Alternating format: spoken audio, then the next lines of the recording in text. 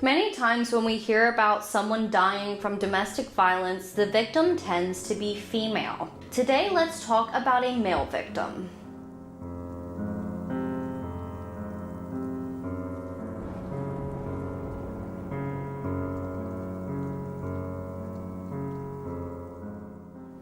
Good afternoon, everyone, and welcome back to my channel and Killer Concepts, the place where we talk about all things true crime. My name is Peyton. Before we get started, please make sure to hit that red subscribe button down below and turn on your post notifications so you do not miss any future content. I wanted to say something that I meant to mention in our last video before I get started. The other week I listened to a true crime podcast that honestly upset me. And this week I kind of listened to one as well. I mentioned this on my Instagram if you already follow me on there. As I said on there, I won't mention any names, but I do think content creators in the true crime field need to be much more respectful of victims' families sometimes. We already tread a very thin line when doing content like this, and the victims and their families need to be treated with the utmost respect. It's okay when you joke around every once in a while, but if it could possibly negatively affect someone, just don't. It's really not funny when it comes to someone's life being taken away. I strive, especially in my videos I have been posting this last year, to be conscious of what I am posting so it does not negatively affect someone. If I ever cross a line, don't be afraid to reach out to me and talk to me as long as you do it in a respectful manner. It is appreciated. We are here to be advocates for victims and to learn. Hopefully one day we can do even more with this channel to help. Anyway, thanks for listening to my rant, and let's start the actual video. Today we are talking about domestic violence, so trigger warning. More specifically, we are talking about a male victim by the name of Michael Agerter. When I read his story, I knew I needed to talk about it as we don't typically see many cases publicized that have a male victim. It is important to remember that domestic violence can be perpetrated by any gender, and we need to start talking about all kinds of cases. On December 16th, 2016, while on the phone with his sister, after just pulling into the garage of his home, 31-year-old Michael Agerter would be shot 3 times. The Maricopa Police Department would arrive on the scene, and they would find the 31-year-old with gunshot wounds to his head. Witnesses say they heard the gunshots and then saw a white van fleeing the scene of the crime. Unfortunately, there was nothing the officers could do to save the young father. So let's rewind. I want to talk more about who Michael Agerter was and what all transpired leading up to the time of the incident. Michael was born on July 25th, 1985 in Valparaiso, Indiana. I'm pretty sure I pronounced that wrong, so I apologize. He was the oldest of 4 children. With him being the oldest, he would be the one to set an example for his siblings. His brother Nicholas Agerter would tell Snapped, quote, "Michael was always caring and really passionate. He was my role model, and I think that rubbed off on me," end quote. In 2002, his family would move to Urbana, Ohio. Here he would grow a love of sports and ended up playing high school football. His father was the one who coached the team. When he finished up high school, he would enter into college, but after only a year, he would end up entering into the world of banking, getting a job at a mortgage company. He just didn't want to wait any longer before entering the workforce. So in 2010, after visiting relatives, Michael would end up moving to Phoenix, Arizona. He had been there and he liked it so much that he decided he wanted to make it permanent. Michael was 25 at the time and found work with Wells Fargo Bank. Not long after Michael would move, his friend Christopher Grindy would end up moving there as well, and the two would become roommates in Tempe. In his mid-20s, he would decide he wanted someone to share his life with, so he would start online dating in 2013. So according to Law and Crime, this is when he would meet a 28-year-old woman by the name of Kathryn Sinkevitch. He would end up meeting Kathryn in person, and they seemed to really hit it off right away. Kathryn was a very daring person, and Oxygen reports that one of the couple's first dates would be skydiving. While Sinkevitch seemed happy on the outside, she grew up with a hard past. While her ancestors were Russian, she grew up in Southern California as one of 8 children. Both of her parents were deceased. She found her mother dead when she was younger, and her older sister would be the one to raise her. But even with her troubled past, the two seemed to get along really well, and Michael would bring Kathryn around his family after a couple months of dating. Michael's sister Marley told Snapped, quote, "She seemed like she could be a good person for Mike," end quote. In the same year, 2013, Kathryn would move in with Michael and his roommate Chris. They would live here for 2 years, and then they would finally get their own place together.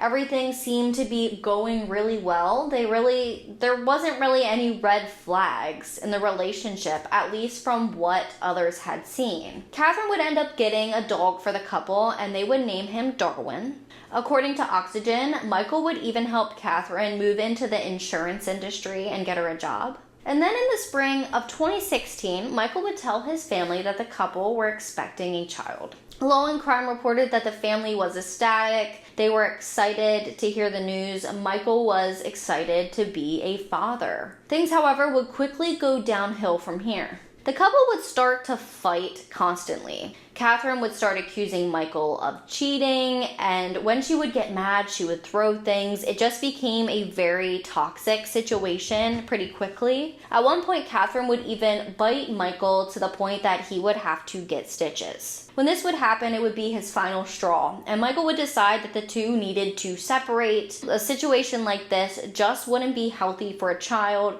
so he would move out and move into a home in Maricopa, 30 miles away. On December 16th, 2016, Michael Agerter would be shot and killed in his garage on the 43,000 block of West Sagebrush Trail in the Rancho El Dorado home. So what exactly happened that day and why? His sister Marley would tell police that she was on the phone with him when it happened. Quote, "I was talking to Mike through the Bluetooth in his car. He had asked me to hold on to switch over to the phone instead of the car, and the next thing was he said, quote, 'Holy shit,' end quote. And then I heard 3 gunshots, and I didn't hear anything. I knew there was something wrong," end quote. The police would be called. Maricopa police would arrive to a terrible scene. I do want to mention there is body cam footage from this event. I am not going to show it.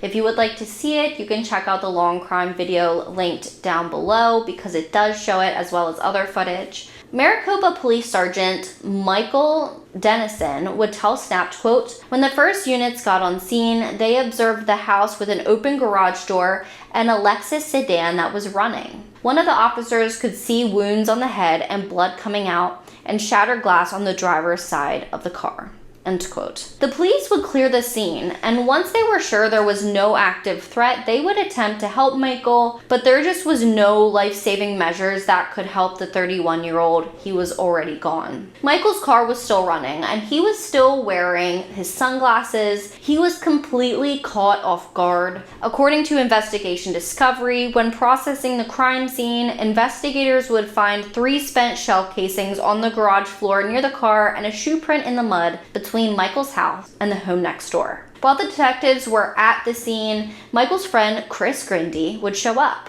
This was his previous roommate. Michael's sister Marley had asked him if he could go over and see what was going on after the phone incident she had had with her brother. When Chris learns of Michael's death, he would tell police that Michael's newborn son and ex-girlfriend Kathryn lived nearby, and he automatically was suspicious of her for his friend's death.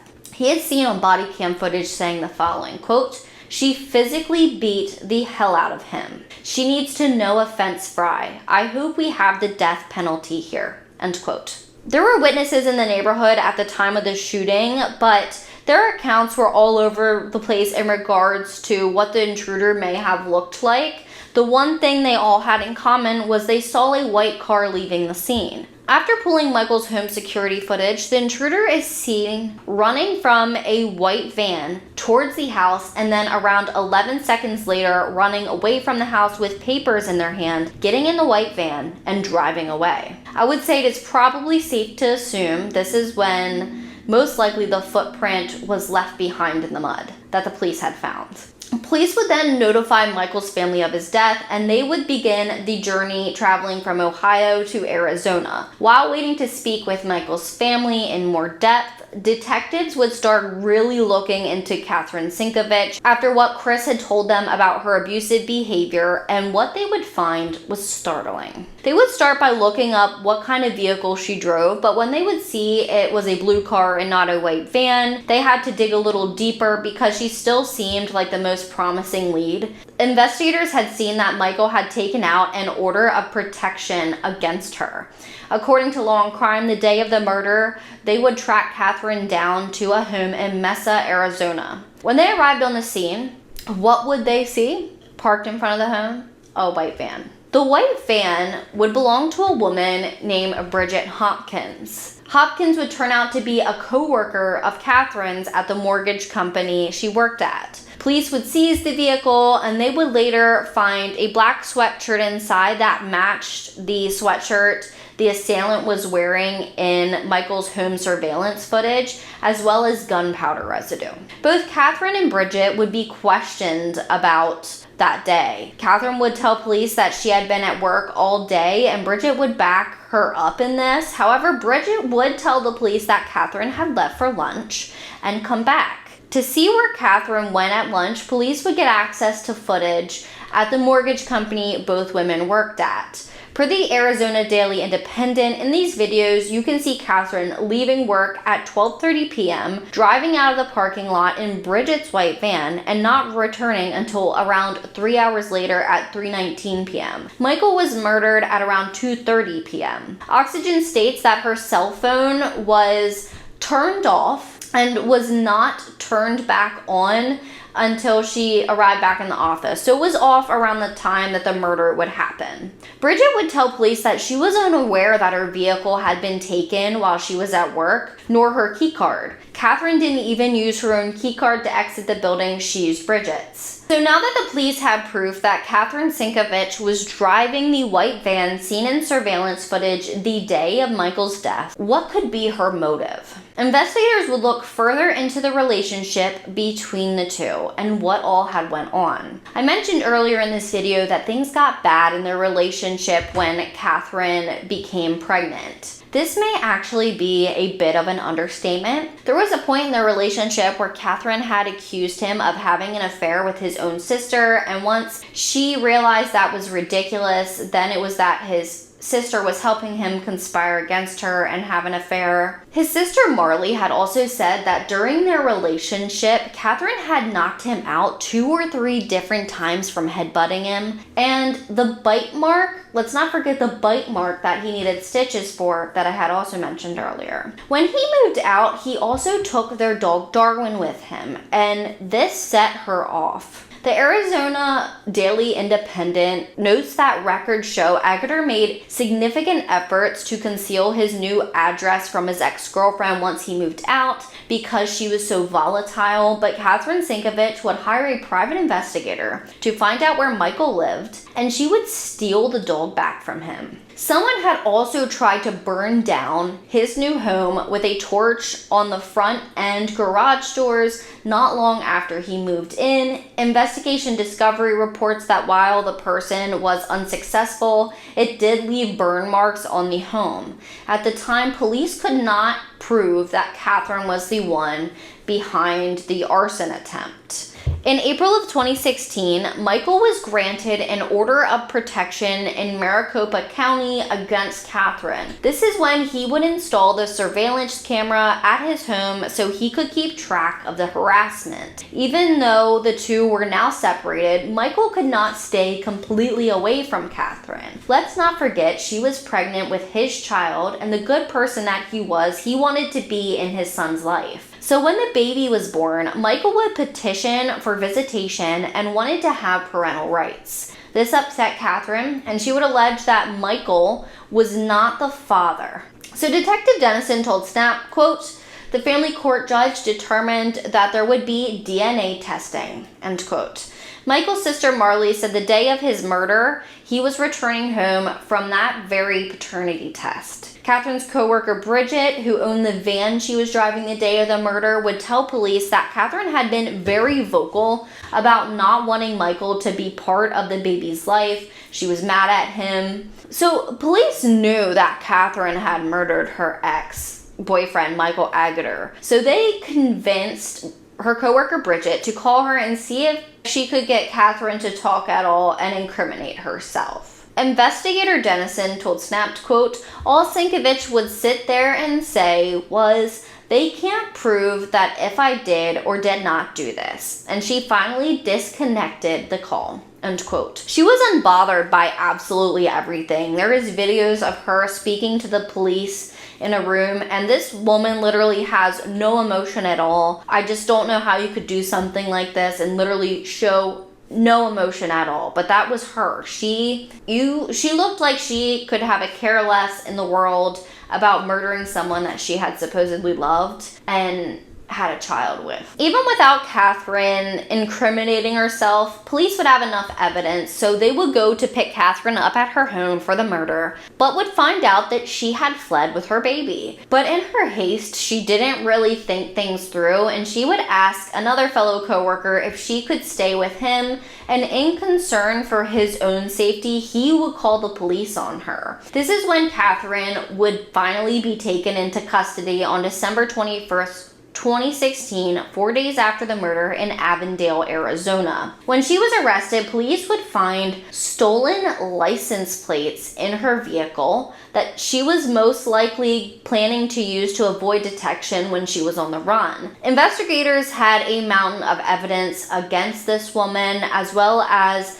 a ton of motive for the murder of her ex-boyfriend. The Arizona Daily Independent reports that this case would not go to trial until May of 2019. Here a jury would convict her for the premeditated first-degree murder of 31-year-old Michael Agerter and the father of her child. Kathryn Sinkevitch, who would now be around 40, will spend the rest of her life in prison for her horrific crime. So Kathryn would try and appeal the conviction, citing that there was some evidence that was omitted, but the Court of Appeals would uphold her conviction, stating, quote, "We view the evidence in the light most favorable to sustaining the conviction, drawing all reasonable inferences against Sinkevitch," end quote.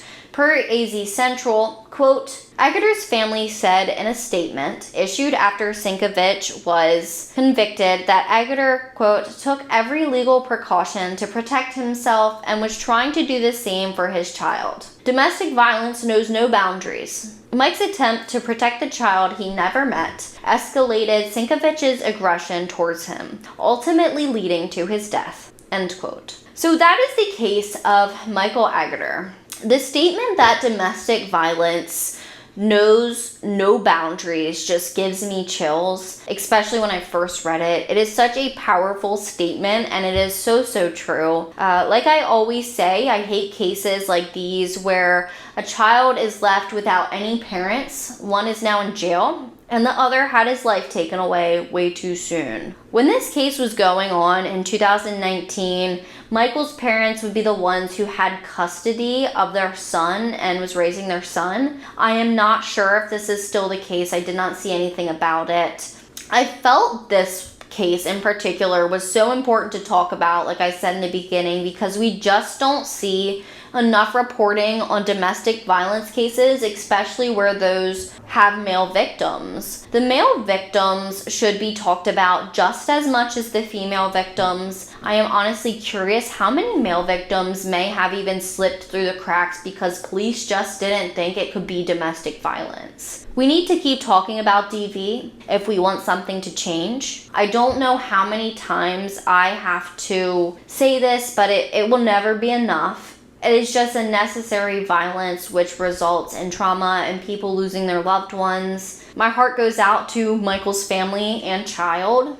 I hope we can all learn something from this case, as well as all the other cases that we talk about. You know, learn about the red flags, or just pull some kind of information from it and take something away from it that you can use to either protect yourself or your loved ones. If you or someone you know may be suffering from domestic violence, please contact the Domestic Violence Hotline. They have a website. You can call them, you can text them. They have an emergency exit on their website if someone walks in when you are looking them up. Just please get help before it is too late. You know, you may think things are going to change, but it isn't worth the risk. If you have any case suggestions, please send them to killerconceptsvlog@gmail.com or comment them down below. If you would like to follow me on social, all of my handles are down below in the description box, as well as my sources for today's video. And before you go, please remember that the world's most dangerous minds hide in the most unlikely places. Stay safe.